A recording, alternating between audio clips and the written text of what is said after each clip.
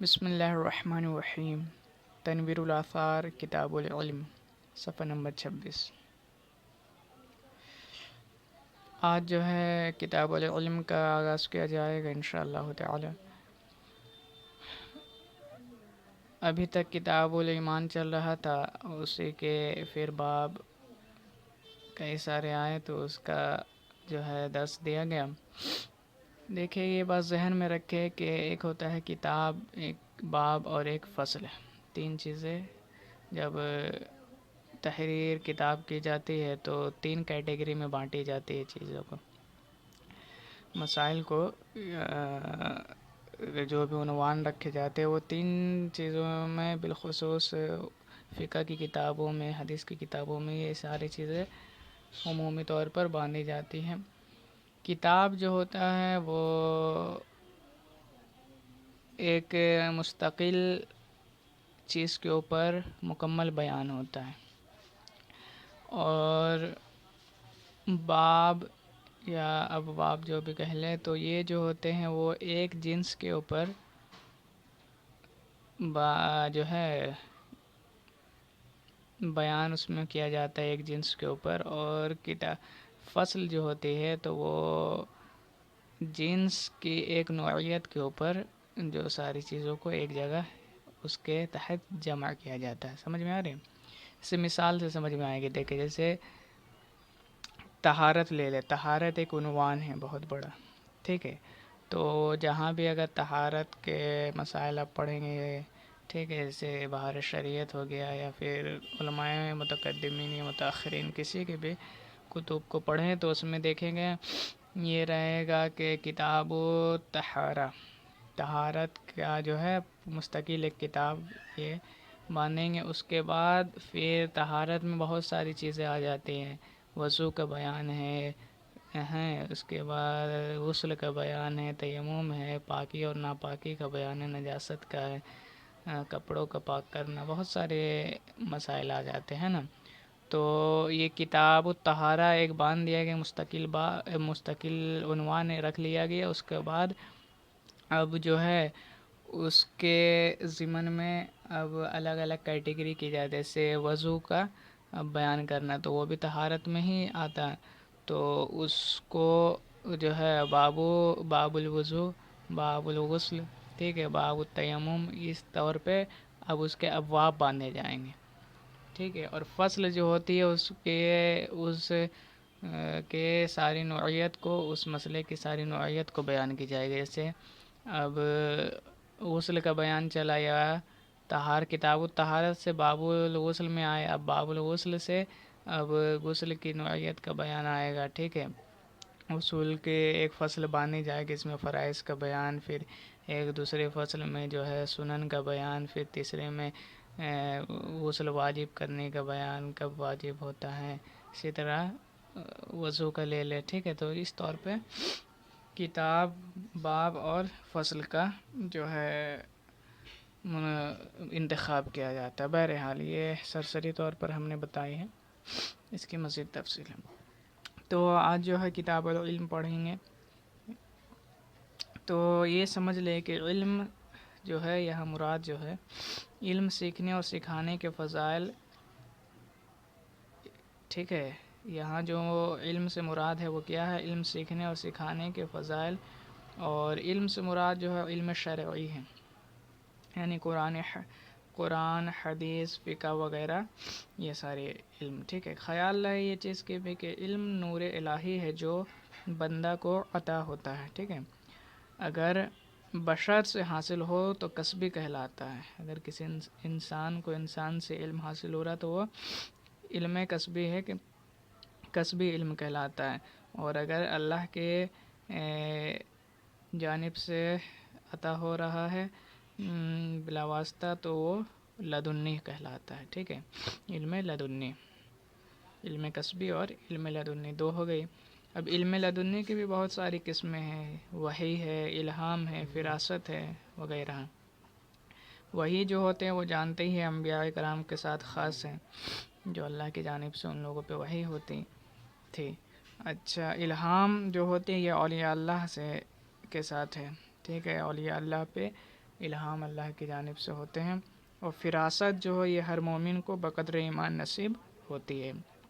فراست و الہام جو ہے وہی اسی وقت معتبر ہے جب کہ وہ خلاف شرع نہ ہو، ٹھیک ہے۔ جب خلاف شرع ہو، چاہے وہ الہام ہو یا معتبر، وہی خلاف شرع نہیں ہو سکتے، اس لیے کہ انبیاء کرام کو جو بھی وہ سب معاملات ہوتے ہیں وہ سب اللہ کی جانب سے ہی ہوتے ہیں، ٹھیک ہے۔ تو یہ الہام اور فراست میں اگر خلاف شرع نہ ہو تو پھر وہ معتبر مانی جائے گی، اور اگر خلاف شرع ہو تو پھر وہ سمجھ لیں شیطان کی طرف سے وسواس کے طور پر وہ بھی ڈال لیتا ہے، ٹھیک ہے۔ اس کے تعلق سے میں بتا چکا ہوں۔ آتے ہیں اب کتاب کی طرف۔ پہلی حدیث جو ہے بہت مشہور و معروف حدیث ہے۔ عن معاویہ قال قال رسول اللہ صلی اللہ علیہ وسلم من یرید اللہ بہ خیر یفقہہ فی الدین وانما انا قاسم واللہ یعطی۔ یہ بخاری اور مسلم دونوں میں یہ روایت ہے کہ حضرت امیر معاویہ رضی اللہ تعالیٰ عنہ سے روایت ہے، وہ کہتے ہیں کہ اللہ کے رسول نے ارشاد فرمایا من یرید اللہ بہ خیر یفقہہ فی الدین، کہ اللہ تبارک و تعالی جس کے ساتھ بھلائی کا ارادہ فرماتا ہے، یفقہہ فی الدین، اسے دین کی سمجھ عطا فرما دیتا ہے۔ وانما انا قاسم واللہ یعطی، اور میں بانٹنے والا ہوں، واللہ یعطی، اور اللہ دیتا ہے۔ سبحان اللہ۔ اب اس کی وضاحت دیکھ لیں۔ یہ حضرت امیر معاویہ رضی اللہ تعالی عنہ کون ہیں؟ اکثر لوگ جانتے ہیں یہ حضرت ابو سفیان رضی اللہ تعالی عنہ کے صاحبزادے ہیں، اور مسلمانوں کے خلیفہ رہیں، اور پانچویں پشت میں ان کا نسب جو ہے سرکار علیہ الصلوۃ والتسلیم سے مل جاتا ہے عبد مناف کے ساتھ۔ آپ صلح حدیبیہ کے سال اسلام لائے، مگر فتح مکہ کے دن جو ہے اسلام کو اپنا ظاہر فرمایا، اور یہ رشتے میں سرکار کے سالے لگتے ہیں، اور کاتب وحی ہیں۔ عہد فاروقی میں ملک شام کے حاکم بنائے گئے، اور 40 سال وہاں جو ہے انہوں نے حاکم کی ذمہ داری اپنا ادا فرمائی، اور امام حسن ابن علی رضی اللہ تعالیٰ عنہما نے آپ کے حق میں، آپ کے دست حق میں جو ہے خلافت سے آپ کو جو ہے دستبرداری فرما کر صلح آپ سے فرمائی، اور آپ کی وفات 60 ہجری میں ہوئی، اور جب وفات ہوئی تو اس وقت آپ کی عمر تقریباً 78 سال تھی، اور کچھ سرکار کے تبرکات آپ کے پاس تھے، سرکار کے تہبند، چادر شریف، قمیض مبارک، اور کچھ بال اور ناخن شریف بھی تھے۔ تو آپ نے یہ وصیت بھی کر گئے تھے کہ مجھے جو ہے جب دفنانا تو مجھے انہی کپڑوں میں دفنانا، اور میرے ناک میں اور میرے آنکھوں کے اوپر ناخن اور سرکار کے بال مبارک کو، موئے مبارک کو رکھ دینا۔ یہ ان کا عشق تھا۔ بہرحال یہ حضرت امیر معاویہ کہتے ہیں کہ اللہ کے رسول نے ارشاد فرمایا من یرید اللہ بہ خیر، کہ اللہ تبارک و تعالیٰ جس کے ساتھ بھلائی کا ارادہ فرماتا ہے اسے دین کی سمجھ عطا فرما دیتا ہے۔ سبحان اللہ۔ اب دیکھیں اس چیز کو بھی کہ دینی علم، دینی سمجھ اور دانائی جو ہے اسی کو کہتے ہیں تفقہ فی الدین، ٹھیک ہے۔ اور فقہ جو ہے یہ ظاہری شریعت کو کہا جاتا ہے، اور فقہ ظاہری کو یہ شریعت کہا جاتا ہے، ٹھیک ہے، اور فقہ باطنی کو طریقت۔ اور اس حدیث میں تو فرمایا گیا تفقہ فی الدین، یہ تو یہاں فقہ ظاہری اور فقہ باطنی یعنی شریعت و طریقت دونوں ہی شامل ہیں، ٹھیک ہے۔ اور اس حدیث سے یہ بھی بات سمجھ میں آئی کہ حدیث پاک یا قرآن پاک کے ترجمے کو یا الفاظ کو رٹ لینا یہ علم دین نہیں ہے، بلکہ ان کا سمجھ لینا یہ علم دین ہے نا۔ اللہ تعالیٰ جسے بھلائی کا ارادہ فرماتا ہے اسے دین کی سمجھ عطا فرماتا ہے، تفقہ عطا فرماتا ہے، ٹھیک ہے۔ رٹنا یہ ایک الگ چیز ہے، لیکن وہ بھی کاری خیر اور اچھا ہے، لیکن سمجھنا یہ اصل میں علم دین کہلاتا ہے، اور یہی مشکل چیز ہے۔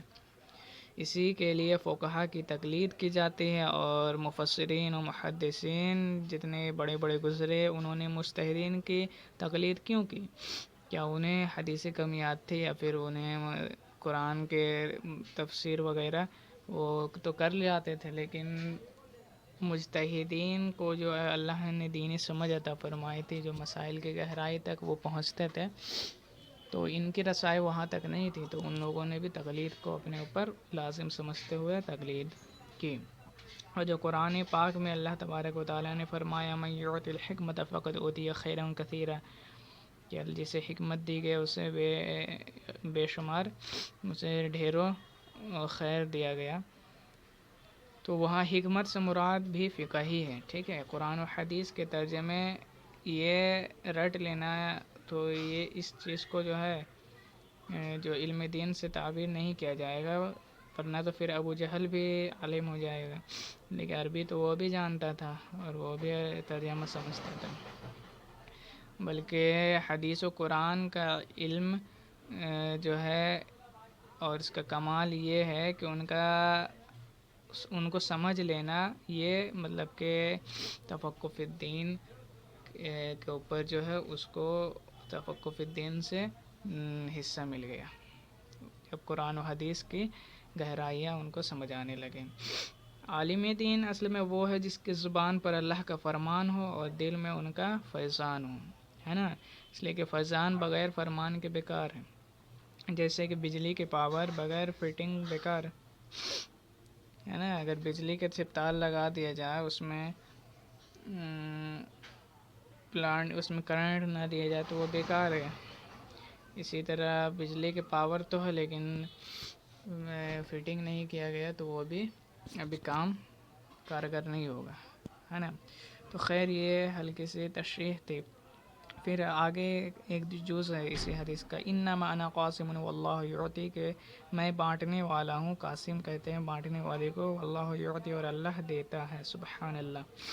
اس حدیث پاک سے سرکار کے مختار کل ہونے کا کیا خوبصورت مطلب کہ ہم لوگوں کو تعلیم دی گئی ہے کہ اللہ مطلقاً فرما دیا گیا، کوئی قید نہیں کہ اللہ تبارک و تعالی کیا دیتا ہے اور میں کیا بانٹتا ہوں، کوئی قید نہیں۔ اب جو لوگ یہ قید لگاتے ہیں کہ صرف سرکاری علم بانٹتے ہیں تو پھر یہ بھی لازم آئے گا کہ اللہ معاذ اللہ صرف علم دیتا ہے، تو ایسا نہیں ہے، بلکہ مفسرین کرام نے فرمایا یہاں تک کہ ساری نعمت علم، ایمان، مال و اولاد وغیرہ جتنی بھی نعمتیں ہیں سب جو ہے اللہ تبارک و تعالی دیتا ہے اور بانٹتے ہیں ہمارے آقا مولا جناب محمد رسول اللہ صلی اللہ علیہ وسلم، ٹھیک ہے نا۔ اور یہ چیز بھی ذہن میں رکھیں کہ جب اللہ نے یہاں اللہ کے رسول نے جب یہاں کوئی قید نہیں لگائی، تو جو قید لگاتے ہیں ان کے دل میں کہیں نہ کہیں کجی ہے، ٹھیک ہے۔ اس لیے مطلب وہابیت اپنا کا ہی یہ طور طریقہ رہا ہے، وہ میری مراد انہی سے ہے۔ ہاں اگر کوئی مفسرین اعظام جو اہل سنت سے ہے وہ اپنے علمی بنیاد پر ان کے کچھ اپنے دلائل ہو تو پھر ایک الگ معاملہ ہے، لیکن وہابیہ جو وہ تو اس طور پر انکار کرنے کے لیے کہ سرکار کو مختار کل مطلب مختار نہیں ہے معاذ اللہ، جیسے ان کے کابرین نے لکھ دیا، تو اس کو ثابت کرنے کے لیے ان چیزوں کے غلط مطالب جو ہے عوام میں بتاتے ہیں۔ اچھا یہ بھی چیز ذہن نشیر ہے کہ اللہ تبارک و تعالیٰ کے پیارے رسول صلی اللہ علیہ وسلم دینے میں تو ان کے خزانے میں کوئی کمی نہیں، اس لیے کہ اللہ کے نہ خزانے میں کمی ہے نہ اللہ کے رسول کے خزانے میں، اور لینے والوں کی جو کیٹیگری ان کی کیفیت الگ ہوتی ہے نا۔ جیسے دیکھیں بجلی کا پاور یکساں ہوتا ہے مگر مختلف طاقتوں کے ساتھ جو ہے وہ گھروں میں روشنی دیتا ہے، کہیں پاور جو ہے زیادہ وولٹیج کا لگا رہتا ہے تو وہ زیادہ کھینچتا ہے، کہیں کم کا تو وہ کم کھینچتا ہے۔ اسی طرح جیسے دیکھ لیں سمندر کے ایک ہی ہوتا ہے لیکن اس سے جو سوتے بہتے ہیں، اس سے جو نہریں نکلتی ہیں آگے چل کے چھوٹے چھوٹے چیزیں بڑی آتی ہے، تو ہے تو اصل میں ایک ہی پھر وہ الگ الگ نہروں کا الگ الگ نام پڑ جاتا ہے، کوئی گنگا کوئی جمنا، تو اسی طرح ہے تو سب سرکار کے فیضان سے ہی جڑے ہوئے. اب نہریں الگ نکل گئی تو کوئی حنفی ہو گیا، کوئی شافعی، کوئی مالکی، کوئی حنبلی، کوئی قادری، کوئی چشتی، کوئی سہروردی، کوئی نقش بندی، ہے نا. جبکہ سب کا پاور پلانٹ، سب کا جو ابتدا ہے وہ سب ایک ہی جگہ سے، وہ مدینۃ الرسول سے سب کو فیضان ملتا ہے. پھر دوسری حدیث دیکھیں، عن ابی ہریرہ قال قال رسول اللہ صلی اللہ علیہ وسلم الناس معادن كمعادن الذهب والفضة خيارهم في الجاهلیة خيارهم في الاسلام اذا فقهوا.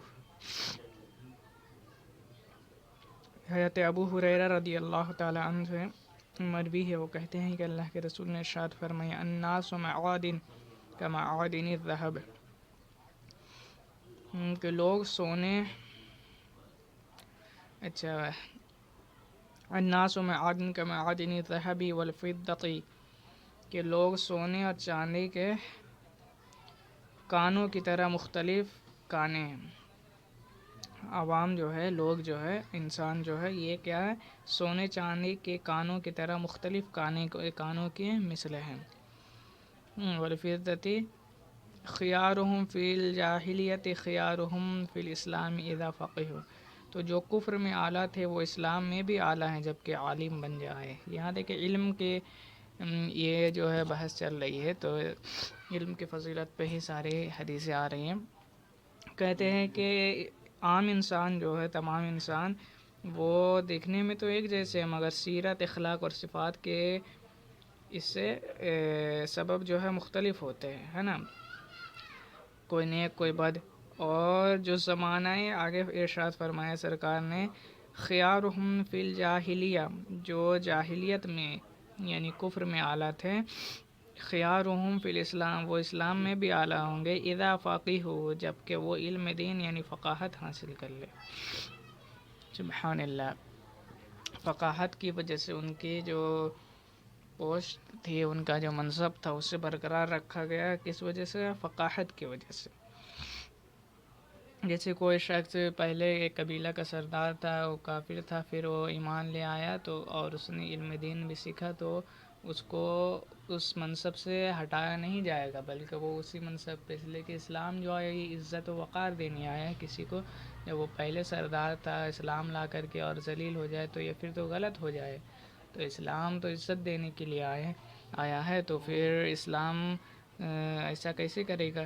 تو اسلام میں یہی حکم ہے کہ اگر کوئی پہلے کسی قوم کا سردار تھا، کسی قافلے کا سردار تھا، قبیلے کا سردار تھا، تو وہ بعد اسلام بھی وہ اسی طرح رہے گا جبکہ فقاہت حاصل کرے. اس لیے کہ فقاہت ایک ایسی چیز ہے جس سے وہ سرداری میں یا جو ہے رہنما میں جو وہ شرط رکھی گئی ہے، اور جو چیز اس کے لیے ہونا لازم ہے کہ وہ فیصلے عدل کرے اور تمام کے ساتھ انصاف کرے، تو اس کے لیے تفقہ فی الدین نہایت لازم و ضروری چیز ہے نا. اگلی حدیث ہے، عن ابن مسعود قال قال رسول اللہ صلی اللہ علیہ وسلم لا حسد الا فی اثنین رجل اتاه اللہ مالا فسلطه على هلكته في الحق ورجل اتاه اللہ الحکمة فهو يقضي بها يعلمها. حضرت ابن مسعود رضی اللہ تعالیٰ عنہ کہتے ہیں کہ اللہ کے رسول نے ارشاد فرمایا لا حسد الا فی اثنین، کہ حسد نہیں ہے، یعنی حسد کرنا جائز نہیں ہے، فی الاثنین، سوائے دو کے، یعنی دو کے سوا کسی پر بھی رشک جائز نہیں ہے. یہاں حسد کا لفظ ہے، البتہ اس حسد جو ہے کا معنی اور مراد یہ ہے کہ رشک. تو حسد کہتے ہیں کسی نعمت والے پر جلنا اور اس کی نعمت کا زوال اور اپنے لیے حصول چاہنا، یہ حسد کہلاتا ہے. کہ کسی کے پاس کچھ نعمت ہے اللہ کی، تو یہ دل میں ارادہ کرنا ہے کہ اللہ اس کی نعمت ختم ہو جائے اور وہ مجھے مل جائے، تو یہ حسد ہے. یہ اسلام میں کسی طور پر بھی جائز نہیں ہے، بہت بڑا عیب ہے. ہے نا، جس کی وجہ سے شیطان بھی مارا گیا حسد کی وجہ سے۔ مگر جو دوسروں کسی نعمت اپنے لیے چاہے تو یہ حسد نہیں بلکہ اس کو غبطہ کہتے ہیں۔ غب غین بے طا ہے، غبطہ یعنی رشک، ٹھیک ہے، تو یہاں وہی مراد ہے غبطہ۔ اور حسد تو مطلقاً حرام ہے، ٹھیک ہے نا، کہیں بھی وہ جائز نہیں ہے۔ اور غبطہ جو ہے، رشک جو ہے، یہ دو جگہ پہ جائز ہے، وہی انہی دو جگہ کا یہاں پہ تذکرہ کیا گیا ہے۔ دیکھیں وہ دو جگہ کیا ہے۔ رجل اتاہ اللہ مالا فسلطہ علی ہلکتہ فی الحق، کہ ایک شخص جسے اللہ مال دے تو اسے اچھی جگہ خرچ پر لگا دے، ٹھیک ہے، حق پہ وہ مال کو خرچ کر دے، یعنی کہ اللہ نے اسے مال و دولت سے نوازا ہے تو وہ اپنے پیسوں کو اچھے جگہ پہ مدرسہ مسجد کی تعمیر میں، کسی کو عالم بنانے میں، کہیں جو ہے پانی کے ٹینک لگا دے، یا پھر نیکی خدمت خلق میں لگا دے، ہے نا، تو ان چیزوں کے کرنے سے جو ہے فرمایا کہ ان چیزوں پر رشک کرنا جائز ہو، یعنی کہ کاش اللہ تبارک و تعالیٰ مجھے بھی دے اتنا، تو میں بھی پھر جو ہے یہ معاملات کروں گا، لوگوں کو خیر خواہی کروں گا، خدمت خلق میں اپنی دولت کو نچھاور کروں گا۔ دوسرا کون ہے؟ پہلا کیٹیگری تو بتایا گیا کہ وہ جس کے پاس مال ہو اور وہ اللہ کی راہ میں خرچ کرتا، تو اس پہ رشک جائز ہے۔ دوسرا کا ذکر کر فرماتے ہیں رجل اتاہ اللہ الحکمت فہو یقضی بها یعلمها، کہ وہ شخص، دوسرا وہ شخص ہے جسے اللہ علم دے تو وہ اس سے فیصلے کرے اور لوگوں کو سکھائے۔ سبحان اللہ، علم کی فضیلت دیکھے کہ ایسا کوئی عالم دین ہے تو اس پہ بھی رشک کرنا جائز ہے کہ مجھے بھی یہ علم ہوتا، یا مجھے بھی اللہ یہ علم دے، یہ نعمت دے، تو میں بھی لوگوں کو سکھاؤں اور اس کے لوگوں کو فائدہ پہنچاؤں۔ تو اس طرح کے رشک، یہ دو صرف ان دو چیزوں پہ رشک کی اجازت دی گئی ہے۔ اور ایک حدیث پڑھ لیتے ہیں۔ ان ابی ہریرہ قال قال رسول اللہ صلی اللہ علیہ وسلم اذا مات الانسان قطع عنه عمله الا من ثلاثة، الا من صدقة جاریة او علم ينتفع به او ولد صالح يدعو له۔ یہ حدیث ہے ابو ہریرہ رضی اللہ عنہ سے روایت ہے، کہتے ہیں کہ اللہ کے رسول نے ارشاد فرمایا اذا مات الانسان، جب انسان مر جاتا ہے، انتقال کر جاتا ہے، انقطع عنہ عملہ، تو اس کے عمل بھی ختم ہو جاتے ہیں، ٹھیک ہے۔ انسان سے مراد مسلمان ہے، کافر و مشرک نہیں، وہ لوگ کے تو عمل ویسے بھی قابل قبول نہیں ہے کوئی سا۔ تو انسان سے مراد مسلمان اور عمل سے مراد نیکیوں کا ثواب ہے، ٹھیک ہے، ہاں، نیکیوں کا ثواب ہے، اس لیے کہ ان اعمال پر ثواب جو ہے بعد مرنے کے نہیں ہے۔ جیسے کن اعمال پر؟ وہ جیسے کہ بعض حدیثوں میں ہے کہ اولیاء کاملین یا پھر کچھ لوگ جو ہے اپنی قبروں میں نماز پڑھتے اور قرآن پڑھتے ہیں، تو وہ ان اعمال پر بعد مرنے کے جو ہے ثواب نہیں ہے، اس لیے کہ مردے زندوں سے ثواب بخشنے کی تمنا اسی لیے کرتے ہیں، ہے نا، کیونکہ ثواب جو ہے زندگی کے اعمال پر ہے، وہ بعد وفات کے اس پہ جو ہے ثواب کا یہ نہیں رکھا گیا معاملہ۔ تو خیر وہ تو ایک الگ بات ہے۔ یہاں فرمایا گیا کہ جب انسان انتقال کر جاتا ہے، مسلمان انتقال کر جاتا ہے، تو اس کے عمل کا جو ہے سلسلہ ختم ہو جاتا ہے، الا من ثلاثۃ، سوائے تین لوگوں کے، سوائے تینوں کے، تین ایسے ہیں کام جس کے وجہ سے جو ہے سلسلہ ثواب کا جاری رہتا ہے۔ وہ تین کیا ہے؟ من صدقۃ جاریۃ، جو یعنی دائمی خیرات کرے، یعنی صدقہ جاریہ، کہیں مدرسہ تعمیر کرا دیا، مسجد تعمیر کرا دی، ٹھیک ہے، اسی طرح سے باغ کہیں کسی کو دے دیے مسلمان کے، یا کسی کے بہت سارے نیک شاگرد ہیں، ہے نا، تو ان چیزوں سے جو ہے یہ صدقہ جاریہ میں. اچھا اس کی پوری وضاحت آگے دیکھیں. تو 3 لوگوں کے جو ہے عمل جاری رہتے ہیں. پہلا کو کہ 3 کاموں کے عمل جاری رہتے ہیں، صدقہ اس کا ثواب ملتا رہتا ہے. پہلا صدقہ جاریہ، دوسرا ہے اور علم ينتفع به، یا ایسا علم جس سے فائدہ اٹھایا جاتا ہو، اور ولد صالح يدعو له، یا نیک صالح اولاد جو اس کے لیے دعائے خیر کرتے ہیں. تو یہ 3 ایسے معاملات ہیں جس کی وجہ سے مردے کو ثواب پہنچتا رہتا ہے. پہلا تو سمجھ گئے کہ صدقہ جاریہ کوئی کہیں بھی کچھ اچھا کام کر دیا اور بعد مرنے کے وہ چل رہا ہے، جب تک چلتا رہے گا اس کا ثواب اس کو ملتا رہے گا. اور دوسرا علم ينفع به، کہ ایسا علم جس سے لوگ فائدہ اٹھائے. اس سے مراد جیسے کسی نے کتاب لکھی، اب اس کتاب کو لکھنے کے بعد کسی عالم نے لکھی اور وہ انتقال فرما گیا. اب انتقال فرمانے کے بعد لوگ جب بھی ان کی کتاب سے نفع اٹھا رہے ہیں، ٹھیک ہے، تو اس کتاب لکھنے والے کو بھی ثواب ملتا رہے گا. جب تک وہ کتاب جو پڑھیں گے، عمل کریں گے، تو سب ثواب ان کو بھی ملے گا، ہے نا. اسی طرح کسی کے شاگرد ہیں بہت سارے، اور شاگرد جو ہیں ان کی باتوں پر، استاد کے سکھائے ہوئے پر عمل کرتے ہیں اور فائدہ اٹھاتے ہیں ان کے علم سے، تو پھر اس کے بعد وہ اسے آگے بھی منتقل کرتے ہیں. تو جتنے لوگ اس پہ کام کریں گے، عمل کریں گے، سب کا ثواب ان کے استاد کو بھی ملتا رہے گا. اور ولد صالح يدعو له، یا ایسا نیک اور صالح اولاد جو والدین کے لیے جو ہے دعائے خیر کرتا رہے. یہاں نیک صالح اولاد سے جو ہے مراد بتایا گیا عالم عامل بیٹا، یعنی جو عالم بھی ہو عامل بھی ہو، ٹھیک ہے، یا کم سے کم نیک کام تو کرتا ہی ہو، تو اس کا بھی ثواب جو ہے والدین کو اس کے ملتا رہتا. اگرچہ وہ نام لے کے دعا کرے یا نہ کرے، جبکہ کرنا یہ کرنے کا حکم دیا گیا اور کرنا یہ بہت بہتر ہے نا. چلے.